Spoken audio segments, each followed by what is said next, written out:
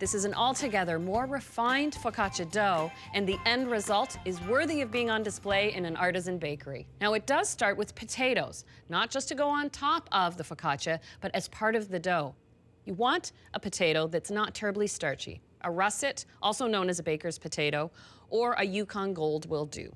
What I've done is boiled a pound of potatoes, and I like to use a ricer. You get a nice even mash with never ever any lumps. I want 1.5 cups of the riced potatoes, loosely packed, and I'll add this to my mixing bowl. I have 1 cup plus 3/4 cup of warm water. Again, just above body temperature is the best way to gauge. I'll add that, and 2¼ teaspoons of yeast. And I'll add the all-purpose flour, 4¼ cups. When you're making bread dough, you never need to sift your flour because it's the yeast that's leavening the bread, and all that kneading action smooths it out completely. I've got my coarse sea salt again, and I'll add 2 teaspoons.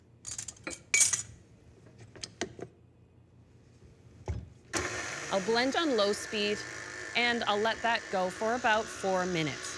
You see these almost elastic bands. That's the look I'm going for. The dough is ready.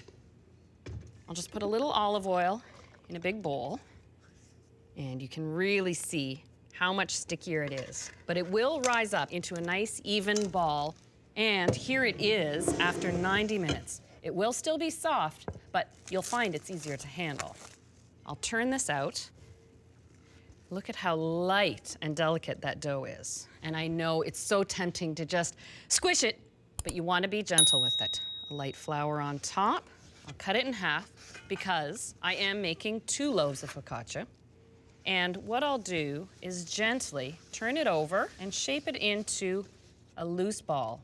For this recipe, I'm going to bake my focaccia in pie plates. I want it to have a beautiful but precise round shape to it. Bit of oil at the bottom of each. And I'll just use my fingers to rub the oil evenly. And then I'm just going to gently press it into a circle that fits into the pie plate, because it's going to grow and rise again. So I'm gonna set these back here, cover with my tea towel, and after 45 minutes, you have dough that has risen up beautifully and is almost ready for the oven. Be gentle with the dough. You don't want it to sink down again. And now for the potato topping. I've saved a full russet potato. I've peeled it, and I'll use a mandolin slicer to create paper-thin slices of the potato. To prevent any immediate discoloration, I'll coat the potatoes with a generous amount of olive oil, just a little sprinkle of sea salt. Now, chopped fresh thyme, just about a teaspoon. And I like it finely chopped. I'll give this a good toss.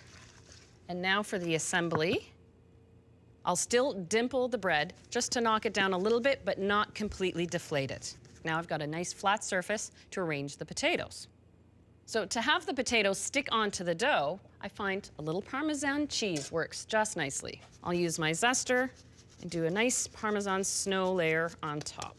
Then I just fan the potatoes over the top of the dough in the artisan style. And this is something you can't have a machine do, which is why when you see beautifully handcrafted bread, you have to appreciate the time and effort that goes into it.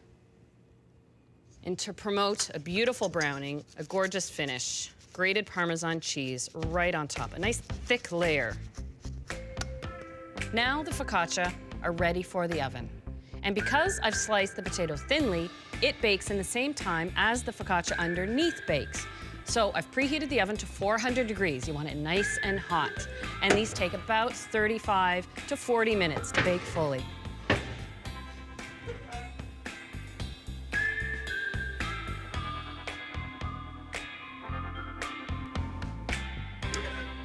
And here they are after 35 minutes.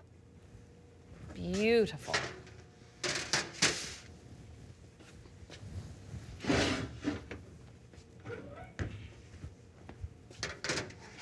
Now, I have some already cooled. You can see the fanning of the potatoes, the beautiful cheese on top.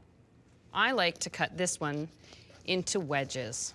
So whether you're serving it with a tomato bruschetta alongside a nice bowl of homemade soup, you've got this delectable texture. You've got the great crust on the bottom, the thin slices of potato, not a crumb. That's how moist and tender this dough is, and it smells fabulous.